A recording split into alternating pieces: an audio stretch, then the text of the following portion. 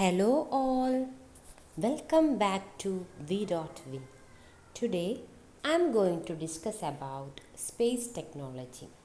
It's one of the topic in science and technology which is important for UPSC and Kerala PSC exam like degree level prelims, secretariat assistant. Okay, so let's start. So നമുക്ക് എല്ലാവർക്കും അറിയാം recently നമ്മുടെ ഇന്ത്യയിലെ space programme some milestones achieve ചെയ്തിട്ടുണ്ട്. Like 28 September 2014 എന്താണ് launch ചെയ്തത്? Mars orbit mission, Mangalyaan, right? ഇത് ഓർത്ത് വെക്കുക. 28 സെപ്റ്റംബർ 2014 ലോഞ്ച് ചെയ്തത് then after that February 16, 2017 India എന്താ ലോഞ്ച് ചെയ്തത്? Chandrayaan 2, right? With minimal cost. So നമ്മൾ ഇങ്ങനത്തെ സ്പേസ് ടെക്നോളജിയെ കുറിച്ച് പഠിക്കുമ്പോൾ നമ്മൾ അറിഞ്ഞിരിക്കുന്ന രണ്ട് ഇമ്പോർട്ടൻറ്റ് തിങ്സ് ഉണ്ട്. എന്താണത്? First one is rocket or launch vehicle and the second one is satellite, right? അപ്പോൾ ഇന്നത്തെ ക്ലാസ്സിൽ നമ്മൾ ഡിസ്കസ് ചെയ്യാൻ പോകുന്നത് ഇവല്യൂഷൻ ഓഫ് സ്പേസ് ടെക്നോളജിയാണ്. ഓക്കെ, സോ ഇതിൽ നമ്മൾ ഫസ്റ്റ് ബേസിക്സ് ഒക്കെ അറിഞ്ഞിരിക്കണം. Like solar system, I hope you all know. If you don't know please comment me. ഞാൻ ആ ക്ലാസ് എടുക്കണമെങ്കിൽ നിങ്ങൾ കമൻറ്റ് ചെയ്യാം. ഓക്കെ, സോ സോളാർ സിസ്റ്റം നമുക്കറിയാം അല്ലേ? സണ്ണിന് ചുറ്റും സറൗണ്ടിങ് ആയിട്ടുള്ള പ്ലാനറ്റ്സ് റിവോൾവ് ചെയ്യുന്നുണ്ട്. ലൈക്ക് നമ്മുടെ എർത്ത് എത്രാമത്തെ പൊസിഷനിലാണ് നിൽക്കുന്നത്? 3rd പൊസിഷനിൽ, റൈറ്റ്? അപ്പോൾ ഇതിനെ സറൗണ്ട് ചെയ്തിട്ടുള്ള ഒരു ഇമാജിനറി പാത്താണ് ഓർബിറ്റ് എന്ന് വിളിക്കുന്നത്. ഓക്കെ, അപ്പം നമുക്കറിയാം എർത്തിനെ സറൗണ്ട് ചെയ്തിട്ടുള്ളൊരു സെലസ്റ്റിയൽ ബോഡിയാണ് മൂൺ എന്ന് പറയുന്നത്. So moon is our natural satellite. പക്ഷേ അത് നമുക്ക് ഇൻഫർമേഷൻസ് ഒന്നും കിട്ടുന്നില്ല. So that's why we launched artificial satellite. Okay, അപ്പോൾ അതിനെക്കുറിച്ച് പഠിക്കുമ്പോൾ നമ്മൾ ഫസ്റ്റ് അറിഞ്ഞിരിക്കേണ്ട വേറൊരു കാര്യമാണ് ഓർബിറ്റ്സിന്. There are different types of orbits like low earth orbits, medium earth orbits and geostationary orbits, polar orbits, sun synchronous orbits etcetera. Okay, ഇതിനെക്കുറിച്ചൊക്കെ ക്ലാസ് നമ്മൾ നെക്സ്റ്റ് ക്ലാസ്സിൽ എടുക്കുന്നതായിരിക്കും. ഓക്കെ, അതായത് ഇപ്പോൾ ജിയോ സ്റ്റേഷനറി ആണെങ്കിൽ ഓക്കെ, അത് എർത്തിൻ്റെ ഇക്വേറ്റർ എബോവ് ആയിട്ടായിരിക്കും അത് ഉള്ളത്. ആൻഡ് അപ്പോൾ എവിടെയാണ് ലോഞ്ച് ചെയ്യുന്നത്? It depends upon the gravitational force also. Okay, ഈ സാറ്റലൈറ്റിൻ്റെ വെലോസിറ്റി എർത്തിൻ്റെ ഗ്രാവിറ്റേഷണൽ പുള്ളുമായിട്ട് ഈക്വൽ ആവുന്ന സമയത്താണ് നമുക്ക് കിട്ടുന്നത്. Okay, these all we will explain in the next video. Then what are the applications? Communication, first application. Okay, communication ഇത് help ചെയ്യുന്നുണ്ട് ഈ സാറ്റലൈറ്റ് വഴി. ആൻഡ് എർത്ത് ഒബ്സർവേഷൻ, നിങ്ങളെല്ലാം കേട്ടിട്ടുണ്ടാവും, remote sensing system, right? Just like നമ്മൾ ടി വിക്ക് നമ്മൾ റിമോട്ട് യൂസ് ചെയ്യുന്നുണ്ട്, റൈറ്റ്? അപ്പോൾ അത് നമ്മൾ ടച്ച് ചെയ്യാതെ തന്നെ നമുക്കെല്ലാം കിട്ടുന്നത്. ദ സെയിം സിസ്റ്റം ലൈക്ക് നമ്മളിപ്പോൾ എന്താണ് അവിടുത്തെ പ്ലാനറ്റ്സിലെ അറ്റ്മോസ്ഫിയറിക് കണ്ടീഷനൊക്കെ അറിയാൻ വേണ്ടിയിട്ട് നമ്മൾ റിമോട്ട് സെൻസിങ് യൂസ് ചെയ്യുന്നുണ്ട്. Then navigation like GPS, then disaster management. Okay, so അപ്പോൾ എങ്ങനെയാണ് നമ്മൾ ഹിസ്റ്റോറിക്കലി ഇതെങ്ങനെയാണ് തുടങ്ങിയത് എന്നൊക്കെ നോക്കിക്കഴിഞ്ഞാൽ ഫസ്റ്റ് നമുക്കറിയാം ചൈന AD 1232 അല്ലേ, 1232 ഇത് സ്റ്റാർട്ട് ചെയ്തത്. അവർ ഗൺ പൗഡറൊക്കെ യൂസ് ചെയ്തിട്ടായിരുന്നു ഈ റോക്കറ്റ്സ് യൂസ് ചെയ്തിട്ടുണ്ടായിരുന്നത്. സോ ആഫ്റ്റർ ദാറ്റ് നമ്മുടെ ഇന്ത്യയിൽ first time Tipu Sultan Hyder Ali used this rockets in second Anglo Mysore war. Second Anglo Mysore വാറിൽ ടിപ്പു സുൽത്താൻ ഹൈദർ അലി യൂസ് ചെയ്തു എന്ത്? Rockets. That was a first time. Okay, after that what happened? അതിനുശേഷം എന്താണ് സംഭവിച്ചത്? അതിനുശേഷം പല countries like USA, USSR, Germany എല്ലാവരും ഇതിനൊരു അറ്റംപ്റ്റ്സ് ഇതിനെക്കുറിച്ചുള്ള സ്പേസ് ടെക്നോളജിനെ കുറിച്ചുള്ള കുറേ അറ്റംപ്റ്റ്സ് നടത്തി. When the second world war came, ആ സെക്കൻഡ് വേൾഡ് വാറൊക്കെ കഴിഞ്ഞതിന് ശേഷം ആ ഒരു കോൾഡ് വാറൊക്കെ നടക്കുന്ന സമയത്ത് 1961 USSR എക്സ്പെരിമെൻറ്റിൽ ചെയ്തതാണ് ഇത് നമ്മൾ യൂറി ഗഗാറിൻ എസ്റ്റാബ്ലിഷ് ചെയ്ത Vostok spacecraft. Vostok, right? Vostok Yuri Gagarin accomplish ചെയ്തിട്ടുള്ള അത് 1961 നടന്നു. ഓക്കെ, ആഫ്റ്റർ ദാറ്റ് USA 1960 ആ ഒരു ടൈമിൽ തന്നെ ടോക്കിയോ ഒളിമ്പിക്സിൽ എന്താണ് ലോഞ്ച് ചെയ്തതാണ്, ലൈവ് ടെലികാസ്റ്റ് നടത്തി. എന്തിനെക്കുറിച്ച്? സിൻകോം 3. എന്താണ്? സിൻകോം 3 ലോഞ്ച് ചെയ്തു. So that was A live telecast. Okay, അപ്പോൾ ആ ഒരു ലൈവ് ടെലികാസ്റ്റ് കണ്ട സമയത്താണ് വിക്രം സാരാഭായ് അങ്ങനെയുള്ള സയൻറ്റിസ്റ്റുകൾക്കൊക്കെ എന്താണ് മൈൻഡിലോട്ട് വന്നത്, യെസ്, ഈ ഒരു സ്പേസ് ടെക്നോളജി ഡിഫെൻസിന് മാത്രമല്ല, that we can use for the research purpose also. Okay, അങ്ങനെ ഒരു ഇൻട്രസ്റ്റ് ഇവരിലേക്ക് വന്നത്. Then in 1969 Apollo 11 launched. Okay, USA launch ചെയ്തു Apollo 11, first time human entered in the moon. അതാണ് ഈ പിക്ചർ കാണിക്കുന്നത്. സോ അതുകൂടെ ആയപ്പോൾ, ആ ഒരു ഇൻസിഡൻറ്റ് കൂടെ ആയ സമയത്ത് ഒരു എന്താണ് അന്നത്തെ പ്രൈം മിനിസ്റ്റർ ആയിട്ടുള്ള നെഹ്റുവിനോട് ഡിസ്കസ് ചെയ്തിട്ട് എന്നാൽ വിക്രം സാരാഭായുടെ ഇൻട്രസ്റ്റിൽ എന്താണ് ഈ ഒരു സ്പേസ് ടെക്നോളജിയെ കുറിച്ചുള്ള സ്റ്റഡീസ് സ്റ്റാർട്ട് ചെയ്തു. Okay, that was a first time. Okay, ഇങ്ങനെയാണ് ഇവർക്ക് ഇൻട്രസ്റ്റ് വന്നത്. ഇത്രയും കാര്യങ്ങളാണ് ഒരു ഹിസ്റ്റോറിക്കലായിട്ട് നമുക്ക് പറയുകയാണെങ്കിൽ. Okay, now come the topic. ഇപ്പോഴാണ് നമ്മൾ പഠിക്കാനുള്ള ടോപ്പിലേക്ക്. ഇതൊക്കെ ഞാൻ പറഞ്ഞത് എന്താണെന്ന് വെച്ച് കഴിഞ്ഞാൽ ഇത് നിങ്ങളുടെ മൈൻഡിൽ വേണം, നമ്മൾ എങ്ങനെയാണ് വന്നിട്ടുള്ളതെന്ന്. കാരണം സിൻകോം 3 എന്നുള്ളൊരു വേർഡ് നമ്മൾ ക്വസ്റ്റ്യൻ പേപ്പറിൽ കാണുവാണെങ്കിൽ നമ്മൾ ഒരിക്കലും അറിയാത്ത പോലെ നിൽക്കരുത്, right? So for that I am telling these all things. Okay, so now comes evolution of Indian space sector after 1947. India ഇൻഡിപെൻഡൻസിന് ശേഷം എങ്ങനെയാണ് ഇന്ത്യൻ സ്പേസ് സെക്ടർ എങ്ങനെയാണ് ഇവല്യൂഷൻ വന്നത്? Okay, first one 1961 department of atomic എനർജിയുടെ അണ്ടറിൽ എന്താണ് ഈ space റിസർച്ചിൻ്റെ ഒരു സബ്ജക്റ്റ് വന്നു. അന്ന് ആരുടെ അണ്ടറിലായിരുന്നു? Homi J Bhabha. Okay, Homi J ഭാഭൻ്റെ ഇതിലായിരുന്നു വന്നിരുന്നത്. After that this is quite important. 1962 what happened? Indian ബഹിരാകാശ ഗവേഷണ പദ്ധതിക്ക് തുടക്കം കുറിച്ച ഒരു കമ്മിറ്റിയായിരുന്നു Indian national committee for space research, INCOSPAR. Year ഓർത്ത് വെക്കുക, 1962. INCOSPAR, Indian national committee for space research. ഇത് under the department of atomic എനർജിയുടെ അണ്ടറിൽ ഇത് ഫോം ചെയ്തു. ഏത് വർഷമാണ്? 1962 നമ്മുടെ ഇന്ത്യൻ ബഹിരാകാശ ഗവേഷണ പദ്ധതിക്ക് തുടക്കം കുറിച്ചത്. ഓക്കെ, തുടക്കം കുറിച്ച കമ്മിറ്റിയാണ് ഇൻകോസ്പാർ. 1962 ഫെബ്രുവരി 16 ആരായിരുന്നു? വിക്രം സാരാഭായ് ആയിരുന്നു ഇതിന് മുൻകൈയെടുത്ത്. ഓക്കെ, ദെൻ നമ്മൾ പറഞ്ഞു 1969 അപ്പോളോ 11 ലോഞ്ച് ചെയ്തത്. ആ ഒരു ഇയറിൽ ഇൻകോസ്പാർ എന്ത് ചെയ്തു? Reconstituted as Indian space research organisation, ISRO. അങ്ങനെ 1962 ഇൻകോസ്പാർ കമ്മിറ്റി ഫോം ചെയ്തു. 1969 ആയ സമയത്ത് ഇത് DAയുടെ അണ്ടറിൽ തന്നെ അത് ISRO ആയിട്ട് ഫോം ചെയ്തു.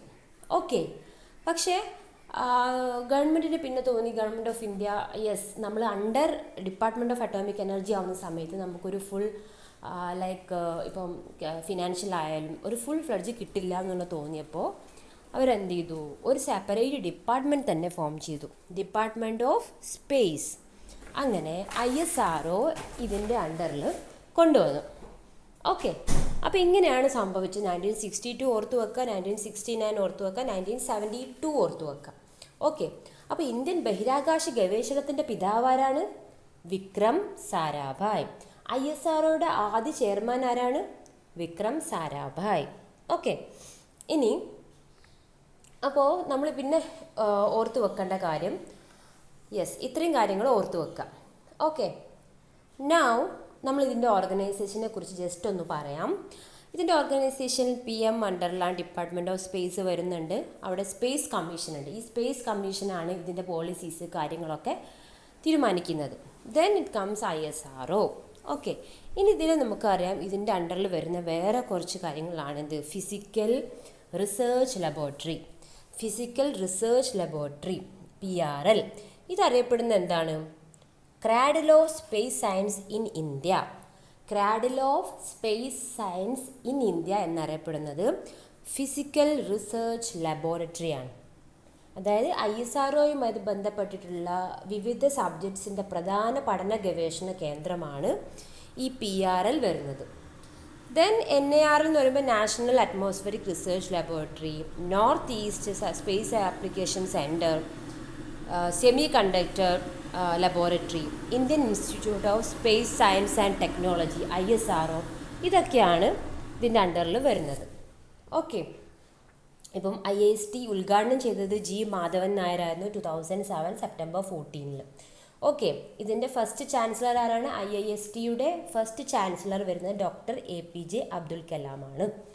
ഓക്കെ, പിന്നീട് ഇവിടെ വളരെ ഇമ്പോർട്ടൻ്റ് ആയിട്ട് നമ്മൾ ഓർത്തു വെക്കേണ്ട ഒന്നാണ് ആൻട്രിക്സ്. എന്താണ് ആൻട്രിക്സ്? നമ്മുടെ ISROയുടെ വാണിജ്യ സ്ഥാപനമാണ് ഈ Antrix corporation. First commercial arm of ISRO ഏതാണ്? ആൻട്രിക്സ് കോർപ്പറേഷനാണ്. ഓക്കെ, അതായത് അത് വന്നത് 1992 സെപ്റ്റംബർ 28 1992 ഈ ആൻട്രിക്സ് വന്നത്. അതായത് മറ്റു രാജ്യങ്ങളുടെ ഉപഗ്രഹം വിക്ഷേപിക്കുക എന്നതാണ് ഇതിൻ്റെ പ്രധാന ലക്ഷ്യം. ഓക്കെ, അങ്ങനെ ഇപ്പോൾ ഉള്ളത് ഏതാണ്? 2019 മാർച്ച് 6 ബാംഗ്ലൂരിൽ ഒരു പുതിയ വാണിജ്യ വിഭാഗം വന്നു. ഏതാണ് അതിൻ്റെ പേര്? New space India limited, NSIL. എന്താണ്? NSIL 2019 ഫോം ചെയ്തത്, 2019 മാർച്ച് 6. അപ്പോൾ ഇതിൽ നിന്ന് നിങ്ങൾ പഠിക്കേണ്ട കാര്യം ISROയുടെ വാണിജ്യ ഇതെന്ന് പറയുന്നത് ഏതാണ്? വാണിജ്യ സ്ഥാപനം എന്ന് പറയുന്നത് ആൻട്രിക്സ് കോർപ്പറേഷനാണ് ഫസ്റ്റ് കൊമേഴ്ഷ്യൽ ആം. ഇപ്പോൾ പുതിയതായിട്ട് 2019 ഡെവലപ്പ് ചെയ്ത ഏതാണ്? NSIL, new space India limited. അതെവിടെയാണ് സ്ഥിതി ചെയ്യുന്നത്? ബാംഗ്ലൂർ. ഇത്രയും കാര്യങ്ങൾ നമ്മളിതിൽ ഓർത്തു വെക്കാം. ഓക്കെ, ഇത് പിന്നെ ഈ ISROയുടെ അണ്ടറിൽ വരുന്നതാണ് വിക്രം സാരാഭായ് സ്പേസ്, അത് VSSC വരുന്നത്, LPSC വരുന്നത്, എല്ലാം വരുന്നത്. ഓക്കെ, ഇനി എങ്ങനെയാണ് എന്തെങ്കിലുമൊക്കെയായിരുന്നു ഡെവലപ്മെൻറ്റ് നോക്കാം. അപ്പം നമ്മുടെ സ്പേസ് സയൻസിൻ്റെ ബിഗിനിങ് എന്ന് പറയുന്നത് എന്താണ്? നൈക് അപ്പാച്ചെ എന്ന് പറഞ്ഞ റോക്കറ്റ് വിക്ഷേപണം നമ്മുടെ ട്രിവാൻഡ്രത്തുള്ള തുമ്പയിൽ നവംബർ 21, 1963 നിന്ന് ലോഞ്ച് ചെയ്തു. That was the first sounding rocket. അതായത് ഫസ്റ്റായിട്ട് നമ്മൾക്ക് ഈ അറ്റ്മോസ്ഫിയറിക് സ്റ്റഡീസിനൊക്കെ പറ്റും. ലോഞ്ചിങ് വെഹിക്കിൾസ് ഒന്നും ഉണ്ടായിട്ടില്ല. ഫസ്റ്റ് സൗണ്ടിങ് റോക്കറ്റിൻ്റെ പേരെന്താണ്? Nike Apache. ഓർത്തു വെക്കുക, ഇറ്റ്സ് വെരി ഇമ്പോർട്ടൻറ്റ്. അത് തൂമ്പയിൽ നിന്നാണ് വിക്ഷേപിച്ചത്. Okay, Trivandrum November 21, 1963. എന്താണ് ഈ തൂമ്പ എന്ന് പറയുമ്പോൾ Thumba equatorial rocket launching system, TERLS. ഓർത്തു വെക്കാം. ഓക്കെ, തൂമ്പ ഇക്വിറ്റോറിയൽ റോക്കറ്റ് ലോഞ്ചിങ് സിസ്റ്റം, അതാണ് ഇതിൻ്റെ ഫുൾ ഫോം. ഓക്കെ, അതായിരുന്നു ഫസ്റ്റ് ബിഗിനിങ് എന്ന് പറയുന്നത്. ഓക്കെ, ദെൻ അത് എവിടെ വെച്ചിട്ടാണ്? ആ ഒരു ചർച്ചിൻ്റെ പേരെന്താണ്? അതൊക്കെ ഞാൻ പിന്നീട് പറഞ്ഞുതരാം കേട്ടോ. ഈ ഒരു വീഡിയോയുടെ ലാസ്റ്റ് തന്നെ പറഞ്ഞുതരാം. That's also very important. ഇനി അത് കഴിഞ്ഞിട്ട് വിക്ഷേപിച്ചതായിരുന്നു 1965 ഏത്? രോഹിണി സ്റ്റാർട്ട് ചെയ്തത്. ഓക്കെ, പക്ഷെ ഒരു കാര്യം ഉണ്ടായിരുന്നു, രോഹിണി അതൊന്നും എന്താണ് സാറ്റലൈറ്റ് ലോഞ്ച്, അതായത് ലോഞ്ചിങ് വെഹിക്കിൾസ് ഒന്നും ഉണ്ടായിരുന്നില്ല. ഇതൊക്കെ അറ്റ്മോസ്ഫിയറിക് സ്റ്റഡീസ് മാത്രമായിരുന്നു ഉണ്ടായിരുന്നത്. ദെൻ കംസ് 1975 എന്താണ്? First indigenous satellite Aryabhata launched. Okay, first indigenous satellite ഏതാണ്? ആര്യഭട്ട. ഇതെന്താണ്? ഇതിൽ റിമോട്ട് സെൻസിങ് ആയതുണ്ടായിരുന്നു കേട്ടോ. ഇതിൽ അറ്റ്മോസ്ഫിയറിക് സ്റ്റഡീസാണ് നടത്തിയത്. സോ ഇവിടെ വെഹിക്കിൾസ് ഒന്നും ലോഞ്ച് ചെയ്തിട്ടില്ല. സോ ഇന്ത്യ വിക്ഷേപിച്ച ആദ്യ കൃത്രിമ ഉപഗ്രഹം ഏതാണ്? ആര്യഭട്ട. 360 കിലോഗ്രാം ആണെന്ന് തോന്നുന്നു. 360 കിലോഗ്രാം ആണ്. ഓക്കെ, ഈ ആര്യഭട്ട എന്താണ് വിക്ഷേപണ സമയത്ത് ISROയുടെ ചെയർമാൻ ആരായിരുന്നു? സതീഷ് ധവാൻ. അതും ഓർത്ത് വെക്കുക കേട്ടോ. ഫസ്റ്റ് റിമോട്ട് സെൻസിങ് സാറ്റലൈറ്റ് ആണ് ആര്യഭട്ട. Okay, next one. അത് കഴിഞ്ഞിട്ട് 1981 ആപ്പിൾ ലോഞ്ച് ചെയ്തു. ഓക്കെ, ആപ്പിളിൻ്റെ ഫുൾ ഫോം ഓർത്ത് വെക്കുക. Aryan passenger payload experiment. Okay, ഇതിന് രണ്ടിന് പ്രത്യേകം. ഇത് ഫസ്റ്റ് ഈ ആപ്പിളിൻ്റെ ഞാൻ ഇതിൽ മെൻഷൻ ചെയ്യാൻ വിട്ടുപോയി. First communication satellite in India ആണ് ആപ്പിൾ. ഓക്കെ, കമ്മ്യൂണിക്കേഷൻ സാറ്റലൈറ്റ് ആണ് apple. First remote sensing satellite ആണ് ആര്യഭട്ട. ഓർത്ത് വെക്കാം. ഇനി ഇത് രണ്ടും ലോഞ്ച് ചെയ്തത് ഇന്ത്യയിൽ നിന്നല്ല. ഓക്കെ, ആര്യഭട്ട ലോഞ്ച് ചെയ്തത് സോവിയറ്റ് യൂണിയനിലെ വോൾഗോഗ്രാഡ് വിക്ഷേപണ കേന്ദ്രത്തിൽ വെച്ചിട്ടാണ്. ഏപ്രിൽ 1975 ഒരു ഇയർ ഓർത്ത് വെച്ചാൽ മതി. ഓക്കെ, 1975 ലോഞ്ച് ചെയ്തതാണ് ആര്യഭട്ട. അത് സോവിയറ്റ് യൂണിയനിലെ വോൾഗോഗ്രാഡിലാണ് നിക്ഷേപിച്ചത്. ദെൻ ആപ്പിൾ ലോഞ്ച് ചെയ്തത്, ആപ്പിൾ എന്ന് പറഞ്ഞ Aryan passenger payload experiment launch ചെയ്തത് ഫ്രഞ്ച് ഗയാനയിലാണ്. ഓക്കെ, ആ വിക്ഷേപണ വാഹനം വരുന്നത് ഏരിയൻ ആണ്. ഓക്കെ, ഇത് വരുന്നത് C1 ഇൻ്റർ കോസ്മോസ് ആണ്. ഓക്കെ, C1 ഇൻ്റർ കോസ്മോസ് ആണ് ആര്യഭട്ട വരുന്നത്. ഇത് വരുന്നത് ഏരിയൻ ആണ്. ഓക്കെ, അപ്പോൾ ഫസ്റ്റ് കമ്മ്യൂണിക്കേഷൻ, അതായത് ഫസ്റ്റ് ആദ്യത്തെ വാർത്താവിനിമയ ഉപഗ്രഹം വരുന്നത് ആപ്പിളാണ്. ഫസ്റ്റ് റിമോട്ട് സെൻസിങ് ഉപഗ്രഹം വരുന്നത് ആര്യഭട്ടാണ്. ഈ 2 പോയിൻറ്റ്സും ഓർത്തു വെക്കുക. ഇത് രണ്ടും ലോഞ്ച് ചെയ്തത് ഇന്ത്യയെ വെച്ചിട്ടല്ല, അതും ഓർത്തു വെക്കുക. Okay, sorry. ആഫ്റ്റർ ദാറ്റ് നമുക്കറിയാം പിന്നീടാണ് ലോഞ്ച് വെഹിക്കിൾസ് ഒക്കെ വന്നത്. Okay, SLV is experimental one satellite launch vehicles. Then advanced SLV satellite launching vehicles. Then comes PSLV. Okay, PSLV first 1993 launch ചെയ്തു, പക്ഷെ അതൊരു ഫെയിലർ ആയിരുന്നു. ദെൻ 1994 ലോഞ്ച് ചെയ്തു. അതൊരു റിലയബിൾ വർക്ക് ഹോഴ്സ് ആയിരുന്നു. അതുകൊണ്ട് തന്നെ വർക്ക് ഹോഴ്സ് ഓഫ് ISRO എന്നറിയപ്പെടുന്ന ഏതാണ്? PSLV. ഓർത്തു വെക്കുക, വർക്ക് ഹോഴ്സ് ഓഫ് ISRO എന്നറിയപ്പെടുന്നത് PSLV. Then GSLV 2014 cryogenic engine use ചെയ്തിട്ട്. ദെൻ ചന്ദ്രയാൻ GSLV MK3 ആണ് വരുന്നത്. ഈ ലോഞ്ചിങ് വെഹിക്കിൾസിൻ്റെ ഡീറ്റെയിൽ നെക്സ്റ്റ് ക്ലാസ്സിലിടാം. ഓക്കെ, ഞാൻ നേരത്തെ പറഞ്ഞു അല്ലേ, നമ്മുടെ തുമ്പ ഇക്വിറ്റോറിയൽ റോക്കറ്റ് ലോഞ്ചിങ് സിസ്റ്റം, നമ്മുടെ ഫസ്റ്റ് നൈക്ക് അപ്പാർച്ചെ. ഓക്കെ, അത് ലോഞ്ച് ചെയ്ത സ്ഥലം എവിടെ നിന്നായിരുന്നു അറിയോ? അത് സെൻറ്റ് മേരി മെഡൈൻ ചേർച്ച് വെച്ചിട്ടാണ്. അതാണ് ഈ സ്ഥലം. സെൻറ്റ് മേരീസ് മെഡൈൻ ചേർച്ചിൽ വെച്ചിട്ടാണ് ഇത്. അന്നത്തെ തുമ്പ നിയർ ബൈ ആയിട്ടുള്ള ചേർച്ചാണ്. അന്ന് ഇവർ ഇതിനൊക്കെ സൗകര്യം ചെയ്തു കൊടുത്തു. ഓക്കെ, അപ്പോൾ അതിപ്പോൾ സ്പേസ് മ്യൂസിയം ആണ്. Currently this a space museum. So this place is known as Saint Mary Magdalene church. ഇപ്പോൾ അറിയപ്പെടുന്നത് Mecca of rocket science in India. എന്താണ് Mecca of rocket science in India? TERLS, Thumba equatorial research അല്ല, rocket launching system. ഇപ്പോൾ എന്താണ് അറിയപ്പെടുന്നത്? VSSC. Okay, VSSC ആയിട്ടാണ് അറിയപ്പെടുന്നത്. VSSC അത്രയും നമ്മൾ ഓർത്തു വെക്കുക കേട്ടോ. ഇപ്പോൾ ഈ ഒരു ചർച്ചിൻ്റെ പേര് ഓർത്തു വെക്കുക. മെക്ക ഓഫ് റോക്കറ്റ് സയൻസ് എന്നാണ് ഇത് അറിയപ്പെടുന്നത് in India. Okay, Mecca of rocket science in India എന്നറിയപ്പെടുന്നത് എന്താണ്? ഇപ്പോൾ അതിപ്പോഴത്തെ ഒരു മ്യൂസിയമാണ്. ഓക്കെ, ദെൻ TERLS അറിയപ്പെടുന്നത് ഇപ്പോൾ എന്താണ്? VSSC ആണ് കേട്ടോ. VSSC ആണ്, വിക്രം സാരാഭായ് സ്പേസ് സെൻറ്റർ. ഇപ്പോഴത്തെ ഡയറക്ടർ ആരാണ്? VSSCയുടെ ഡയറക്ടർ ആരാണെന്ന് നിങ്ങൾ കമൻറ്റ് ചെയ്യുക. ഓക്കെ, VSSCയുടെ ആസ്ഥാനം Thumba, Thiruvananthapuram. Okay, thanks for watching. If you like, please subscribe and share. Thank U.